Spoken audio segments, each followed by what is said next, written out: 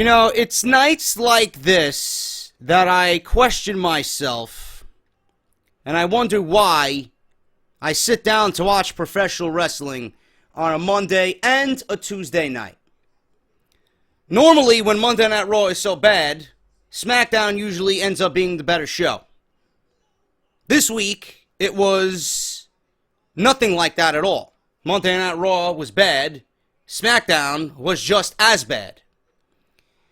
And the funny thing is, I got home from work last night, and right before Monday Night Raw, I'm thinking to myself, what am I going to eat for dinner? And I'm contemplating, and I'm looking in my refrigerator, and I look in my cupboard and my cabinets. Sit down on the couch, have a nice cold Samuel Adams. I get up again, and I look in the refrigerator again. And then I look in the cabinets again. As if something's going to fucking magically grow in there and just pop out and say, cook me! I didn't know what to do. But all I know was that I was hungry, but I was not to the point where I can sit down and cook a big meal for myself, you know? And I'm thinking back to earlier in the day when I was at work and I sat down for lunch. I had meatballs and ravioli that I had prepared on Saturday night that I had leftovers. And usually pasta, when you let it sit the next day, it actually tastes better, you know? It tastes better the next day. So I had some left over, and I took that for lunch on Monday, and it really filled me up. It was satisfying, and I had a nice 45-minute break. So when I got home, I really wasn't that hungry. I ended up deciding on, you know what, I have some nice hearty rolls, potato rolls, on my kitchen counter. And I'm looking in the refrigerator, and I see an unopened pack of beautiful provolone cheese. And I love me some provolone, man. But I had no meat. I had no meat. I had no salami. I had no bologna. I had no ham, no roast beef, nothing. It was just cheese and a beautiful potato roll. And you know how the roll always makes the sandwich. If you don't have good bread, the sandwich is garbage. The bread makes everything. So I'm standing there as Monday Night Raw is starting, and I grab a dish, and I prepare a cheese sandwich. And I look in the refrigerator again to see what I can put on this sandwich, because it's looking a little plain right now. And I see that I have an unopened bottle of organic spicy mustard. I'm like, oh, this works. This could go very well. And I squeeze the bottle, and I put on a nice hearty serving of spicy mustard. I take a butter knife, and I spread it on the cheese, and that was it. Made myself 2 cheese sandwiches, provolone and spicy mustard. And I sat down for Monday Night Raw. The point of this story is, I'm looking at these sandwiches, and I'm thinking back to yesterday as I'm eating these sandwiches, and that is the absolute best analogy I can come up with for not only WWE television this week, but what we watched with SmackDown Live. I take a bite out of this cheese sandwich with spicy mustard and nothing else on a potato roll, and that's SmackDown Live to me. Plain, boring, and no fucking substance. And I don't want this to be a repeat of last week. You guys know how I feel about SmackDown as we head into Backlash. I am going to think optimistically here. I really am. I am going to give the WWE the benefit of the doubt, and I'm going to give them until after Backlash, when they can finally assemble matches and feuds and storylines that actually have the time put in so that the fans could care about the product. Right now, Backlash, there's maybe 1 or 2 storylines and feuds going into this thing that we honestly fucking care about. And there's 1 or 2 feuds going into Backlash that the WWE has actually showed us that they cared about. Other than that, Backlash, there is no substance. SmackDown Live and Backlash this coming Sunday is the cheese sandwich that I ate last night for dinner with spicy organic mustard and nothing else. Nothing else. Boring. Uneventful. And just downright lazy. Tonight the show was bad, man. Tonight's show, SmackDown Live this week, was bad. There's nothing of substance there. Seriously. And it makes me wonder again why I watch wrestling on Tuesday nights. If this is just going to continue week after week after week, I don't know how much longer I can hold on, man. I really don't know how much longer I can hold on. All I can say is thank fucking Christ for the Cruiserweight Classic, the CWC. Tomorrow night we got Noam Dar versus Zack Sabre Jr. and we got TJ Perkins versus Rich Swann. Thank fucking Christ. We got NXT television tomorrow night. Thank fucking Christ. For you guys who watch me, who watch Lucha Underground, Season 3 is starting tomorrow. You guys, thank fucking Christ. You have something that is legit going to generate excitement within you as far as professional wrestling goes. Tomorrow, I got the CWC and NXT. For those who watch Lucha Underground, you have all three. If you don't like the CWC and NXT, which I would find that very hard to believe, you have all three of them. So lucky you. I don't get Lucha Underground. I don't have any access to Lucha Underground. Otherwise, I would watch and I would become invested in the show and I would review it for you guys because I've been hearing so many good things about it from a lot of different people that I listen to and talk to during the week. Lucha Underground should be a show that I am watching, but I don't have access to it and I'm not paying for it because I know I can go out and get full episodes of the show. But this is not Lucha Underground. All I'm saying is SmackDown is right now directionless, man. Most of the show, many of the aspects of SmackDown are directionless, and they are reminiscent of the cheese sandwich that I ate last night for dinner during Monday Night Raw. If you missed this show, you missed nothing. So don't worry about it. Backlash, we're all going to watch Backlash, and, you know, I got a few things I want to go over. Maybe I'll make a video about it this week. I'll dabble in it today on the review, but, you know, other than that, we're going to watch Backlash, but that doesn't mean we have to be excited about Backlash. That doesn't mean we have to watch Backlash. There are aspects of Backlash that I do want to see come to fruition, but all in all, overall, I don't think I'm going to really be excited about what happens at Backlash. That's why I said from the outset here, I'm going to give SmackDown and the WWE the benefit of the doubt and give them the opportunity to build meaningful storylines because I know coming out of SummerSlam, there was literally no time in between SummerSlam and Backlash for the WWE to develop feuds that we, the fans, are genuinely going to care about. It's just a very, very difficult task. You can't do that in 3 weeks. Monday Night Raw has, 4 or 5 weeks for Clash of Champions, and they're not even doing a good job with the time that they're given. So it's just downright laziness on WWE Creative's part. And they just don't care. They just don't care. I don't know why, but typically this time of season, as we get deeper and deeper into the end of the year, this becomes apparent. The WWE creative team and everybody involved with the creative process just seems to go on vacation. They just don't care.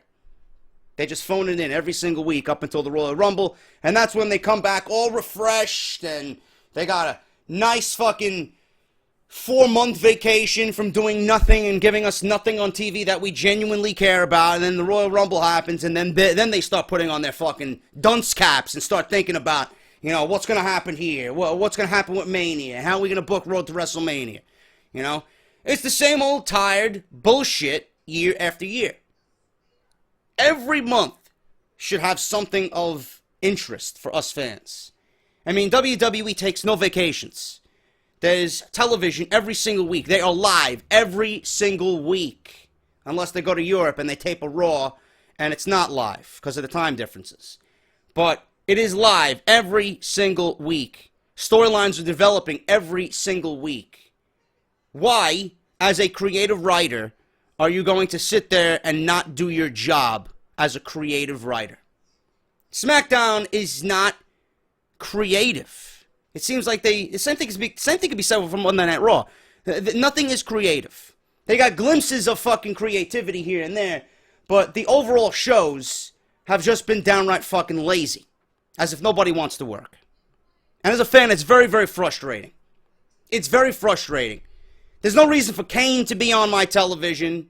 There's no reason for American Alpha and the Usos to battle in a 30-second fucking match. There's no reason that 7 commercial breaks need to be taken in a span of 2 hours in the middle of the bulk of the match. We get the ring introduction, we get a fucking commercial, and then we get the closing segments of the match. So, pretty much everything in between is non-existent to us watching at home. The people in Nebraska, they get to see it. And they get to sit on their fucking hands, not showing any emotion towards anything. But we, the people at home watching, miss everything. There's no reason for cringe-worthy fucking women's segments to open the show. That is not the most important aspect of Backlash. You rushed the Dean Ambrose, AJ Styles closing segment on SmackDown because you were running out of time. Why didn't that happen in the beginning of the show? Why didn't you give those guys who are fighting for the WWE Championship more than fucking 6 minutes to say what they have to say? I don't get it. No, but having Natty fucking make my ears bleed, and Carmella make my ears bleed, and Alexa Bliss make my ears bleed simultaneously to open SmackDown, that's the way you open your show, right?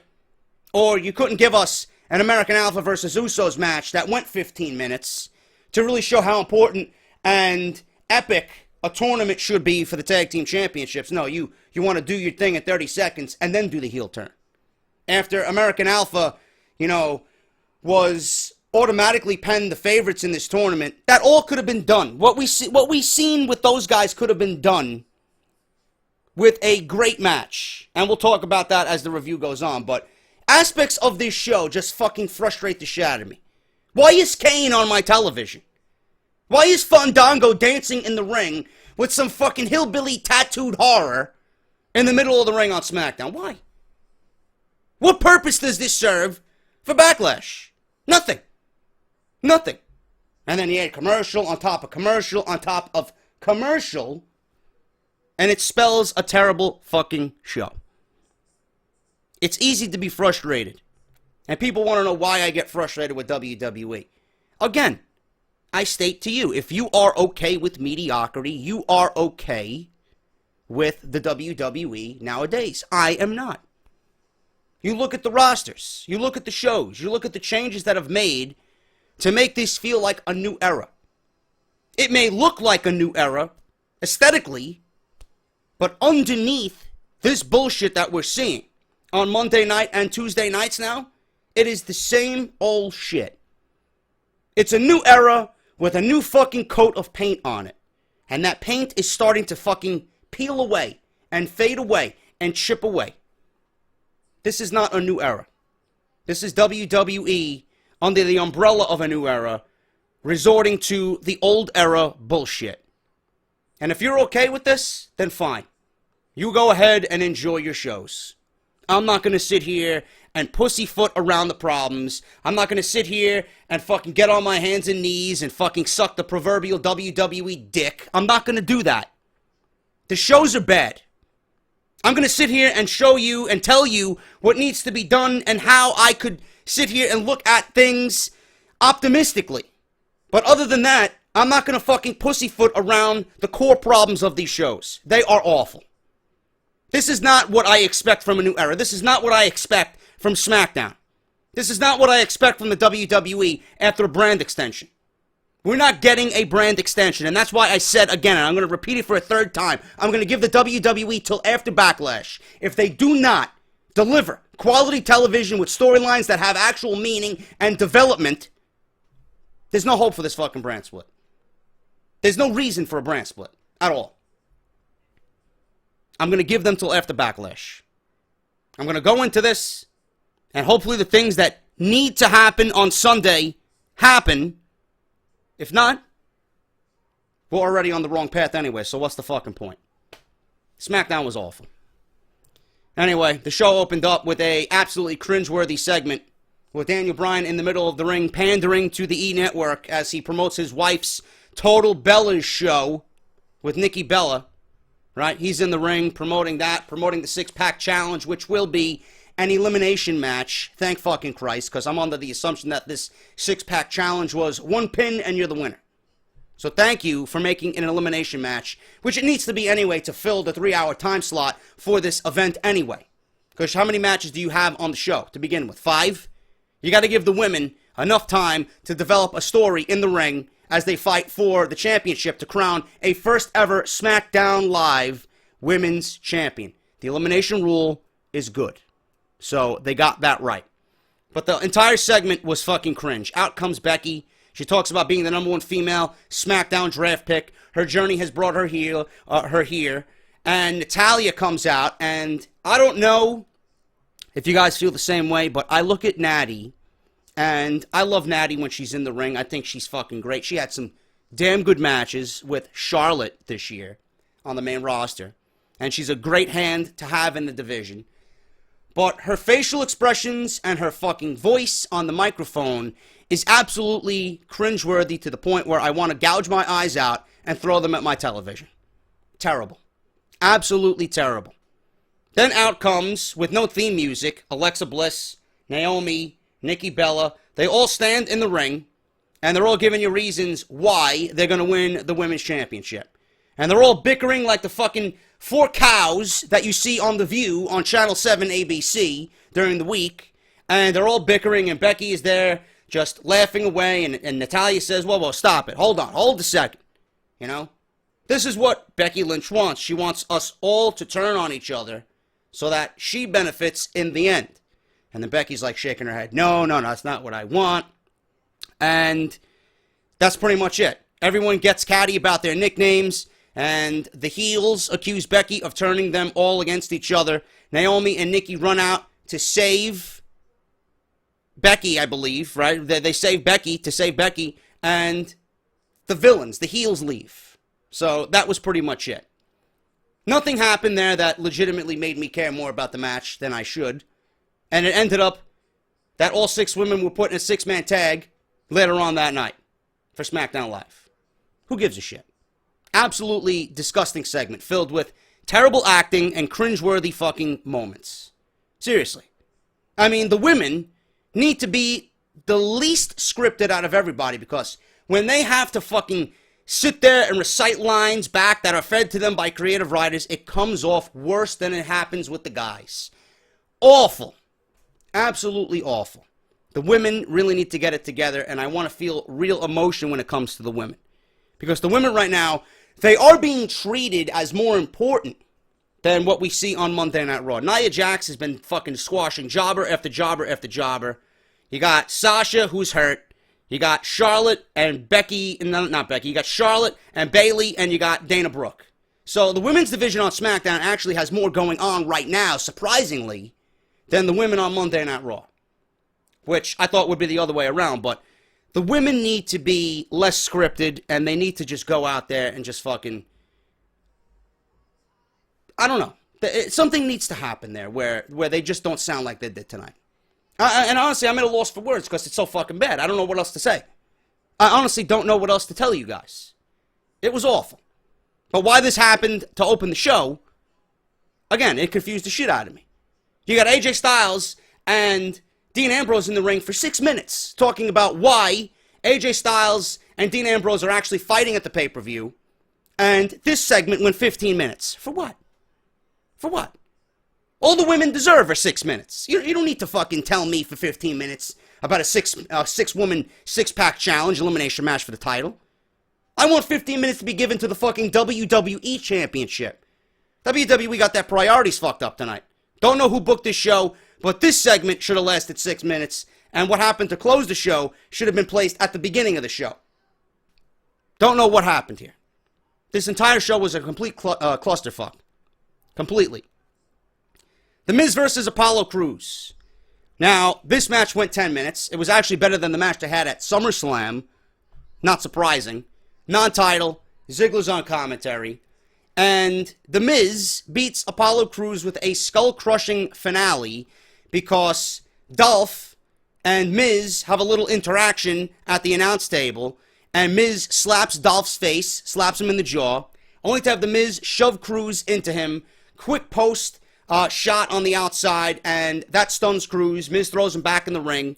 Apollo Crews is then set up for the skull-crushing finale, which ends the match at 10 minutes and 12 seconds. Post-match, Ziggler chases The Miz off. He has possession of the Intercontinental Championship, and he lays it right in front of him, pretty much egging The Miz to come into the ring to take it. Proving The Miz is still a coward, he sends Maurice back into the ring to go grab the title because you know Dolph won't hit a woman, and then Maurice leaves with the title as The Miz and Maurice head to the back.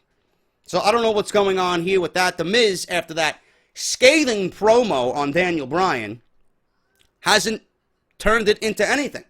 And I reported it on Off The Script that the WWE legitimately killed this entire angle because they don't want to get people's hopes up for Daniel Bryan to come back to wrestle in the WWE. So where does that leave The Miz? At least build him up with some credibility after he had the balls to grab a microphone live and get in Daniel Bryan and Renee Young's face, right? And just go off on everybody. Why don't you build on The Miz having the fucking balls to do that and translate that into his actions in the ring? Why are you continuing to build him as a coward? I don't understand that. I'm tired of The Miz being a coward. I'm tired of The Miz being safe, like Daniel Bryan said on Talking Smack. I want to see a new Miz. We seen a new Miz for about fucking 10 minutes 2 weeks ago.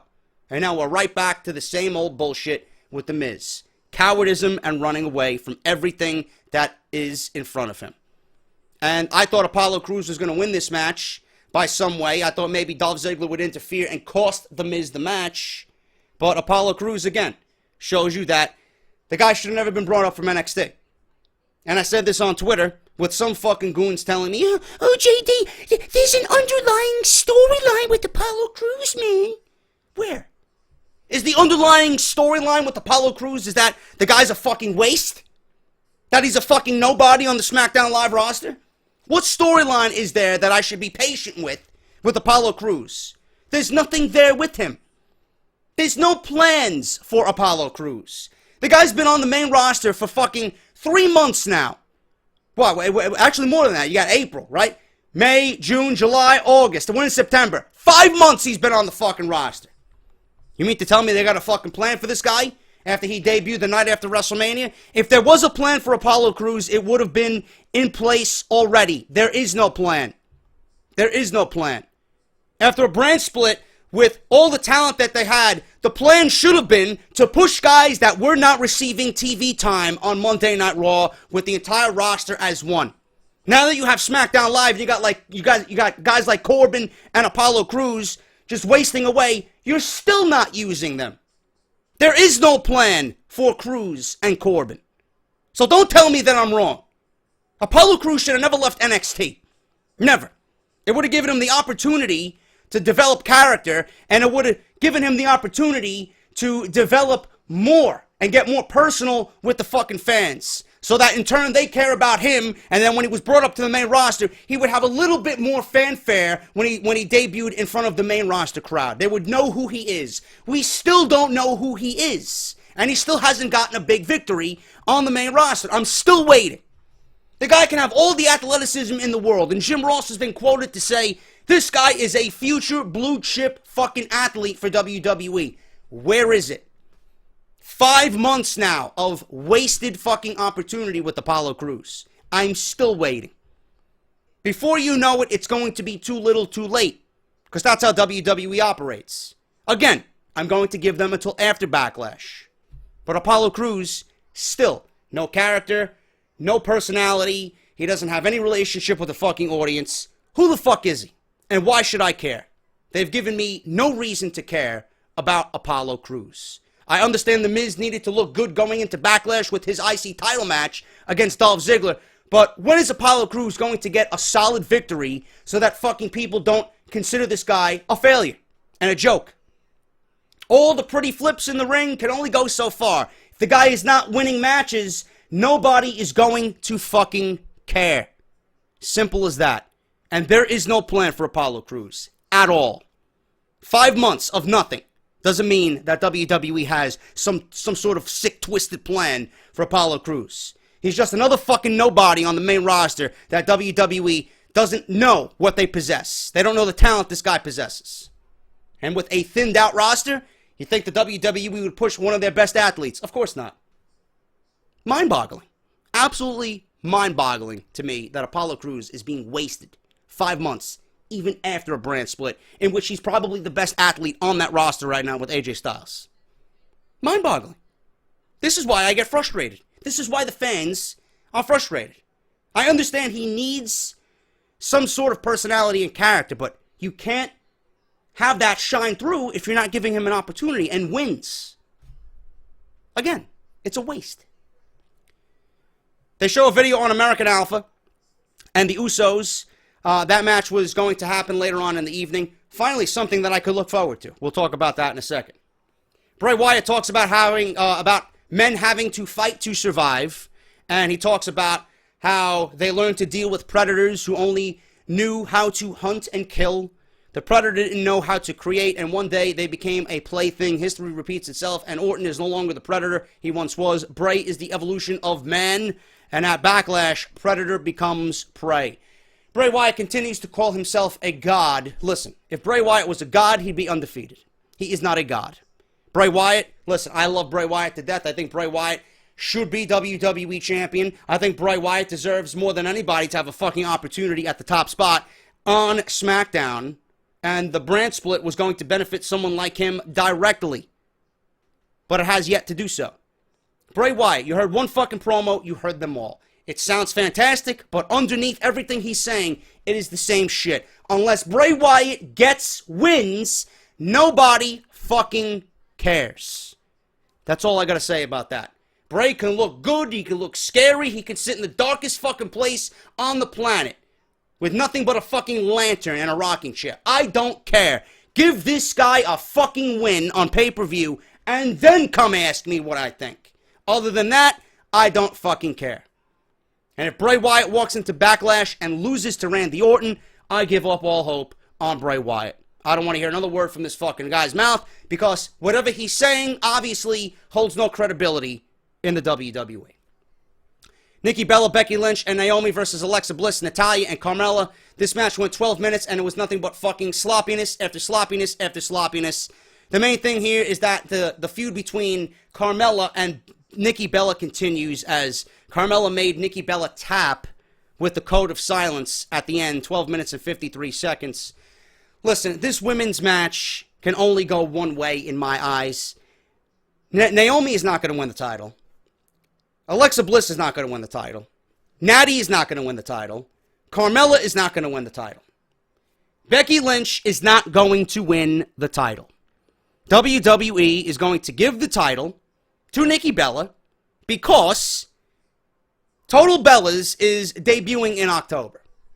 If you think WWE is not going to give Nikki Bella the title with her new reality television show debuting weeks before this pay-per-view, or weeks after this pay-per-view, I should say, then you're a fool. Nikki Bella is going to win the title. And maybe WWE goes in a direction where Carmella challenges Nikki Bella for the title. Becky Lynch is still on the shelf, waiting and waiting and waiting.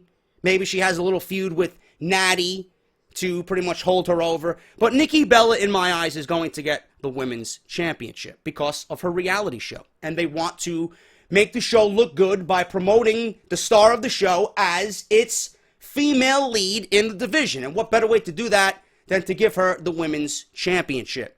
Nikki Bella will win the Women's Championship. Carmella might make a claim and stake claim to a match to challenge for the title. She may actually end up beating Nikki Bella for the title, which in turn, maybe then Becky gets her match against Carmella and she beats the cocky, overconfident heel, and Becky finally gets the Women's Championship that she's deserved forever now since she's debuted on the main roster. That's how I would go about it. But as far as everything else goes here, the underlying story here is Carmella and Nikki Bella. Becky is the fan favorite, but Becky is going to do a better job chasing the title. With Total Bellas debuting in a few weeks, mark my words, I would be shocked if Nikki Bella does not walk out of Backlash with the SmackDown Live Women's Championship. That's all that needs to happen. Tag team title tournament continues, semifinals, the Usos versus American Alpha, and I'm thinking, finally, a match in which I can fucking sit down and pop open a fucking cold beer and just watch 15 minutes of Alpha and Usos go at it, showing me why these two teams want the tag team championships for SmackDown Live. Before I fucking looked up as I was tweeting, the match was over. Grand Amplitude to Jimmy Uso, 27 seconds. But that's not it. That's not it.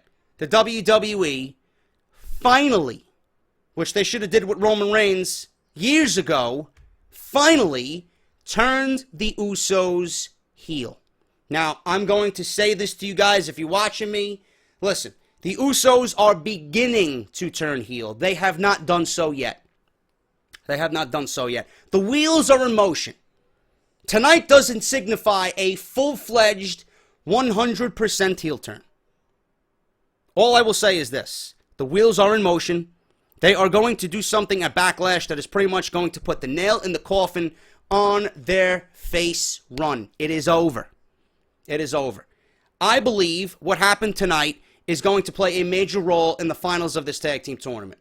American Alpha and the Usos are going to have unfinished business after Backlash. American Alpha is not winning the tag team championships. The tag team championships are going to Rhyno and Heath Slater, because right now, to be perfectly honest with you, they are the most over tag team, and surprising because they're not a real legit tag team.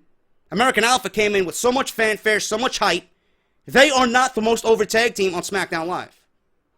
Slater and Rhyno are the most over tag team on SmackDown Live. They are going to win the tag team championships. They will be crowned the first ever SmackDown Live tag team champions. And the reason why this is going to happen is because of what happened tonight. The Usos destroyed Gable, per storyline. They took out both legs. Gable is injured. I'm not watching Talking Smack, but apparently Shane McMahon is going to be on Talking Smack, giving you an update on Gable and Jordan as they go into Backlash. American Alpha will not beat Rhyno and Slater. They will not beat them because of the Usos. They might come close, but the Usos are going to stake claim and fully turn heel at Backlash, causing American Alpha to lose because of what happened tonight.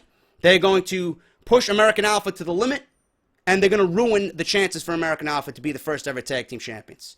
Then American Alpha and Usos are going to get into a feud. They're going to battle. American Alpha is going to come out on top. They're going to go back to fight for the tag team championships, and they're going to end up winning. Or the Usos can pretty much stake claim to taking out American Alpha, getting in a feud with Slater and Rhyno, beating them for the titles, and then when a more important pay-per-view comes up, if you want American Alpha and the Usos to feud over the tag team championships with Alpha chasing as the Usos champions as they beat Rhyno and Slater, I like that idea better.